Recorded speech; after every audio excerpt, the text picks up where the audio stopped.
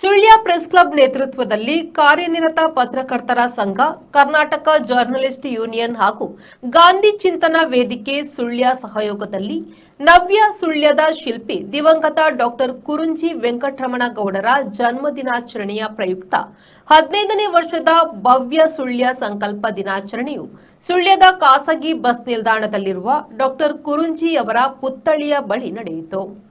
Sullia press ಕ್ಲಬ್ನ ಅಧ್ಯಕ್ಷ ಹರೀಶ್ ಬಂಟ್ವಾಳರ ಅಧ್ಯಕ್ಷತೆಯಲ್ಲಿ ನಡೆದ ಕಾರ್ಯಕ್ರಮದಲ್ಲಿ ನಗರ ಪಂಚಾಯತ್ನ ಅಧ್ಯಕ್ಷೆ ಶಶಿಕಲಾ ನೀರಬಿದಿರೆ, ಕೆವಿಜಿ ಸುಳ್ಯ ಹಬ್ಬ ಸಮಿತಿಯ ಸ್ಥಾಪಕಾಧ್ಯಕ್ಷ ಎನ್ ಜಯಪ್ರಕಾಶ್ ರೈ, ಕೆವಿಜಿ ಸುಳ್ಯ ಹಬ್ಬ ಸಮಿತಿಯ ಅಧ್ಯಕ್ಷ ಡಾಕ್ಟರ್ ಎನ್ಎ ಜ್ಞಾನೇಶ್ ಮುಖ್ಯ ಅತಿಥಿಗಳಾಗಿ ಭಾಗವಹಿಸಿದರು.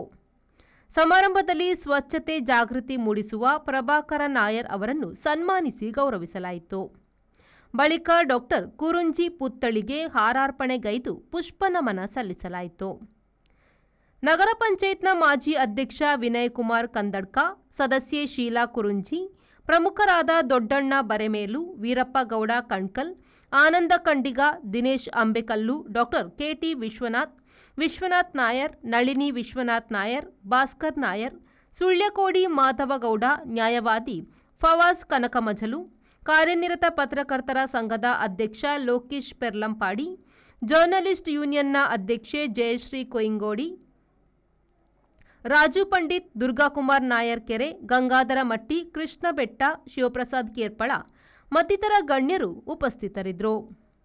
ಪ್ರೆಸ್ ಕ್ಲಬ್ ಕಾರ್ಯದರ್ಶಿ ಜಯಪ್ರಕಾಶ್ ಕುಕ್ಕೆಟ್ಟಿ ಸ್ವಾಗತಿಸಿದರು. ಗಾಂಧಿ ಚಿಂತನ ವೇದಿಕೆಯ ಸಂಚಾಲಕರಾದ ಹರೀಶ್ ಬಂಟ್ವಾಳ ಅವರು ಭವ್ಯ ಸುಳ್ಯ ಸಂಕಲ್ಪದ ಪ್ರತಿಜ್ಞೆ ಬೋಧಿಸಿದರು. ಲೋಕೇಶ್ ಪೆರ್ಲಪಾಡಿ ವಂದಿಸಿದರು. ಕೋಶಾಧಿಕಾರಿ ರಮೇಶ್ ನೀರಬಿದಿರೆ ಕಾರ್ಯಕ್ರಮ ನಿರೂಪಿಸಿದರು. ಪುಷ್ಪರಾಜ್ ಶೆಟ್ಟಿ, ವಿ4 ನ್ಯೂಸ್, ಸುಳ್ಯ.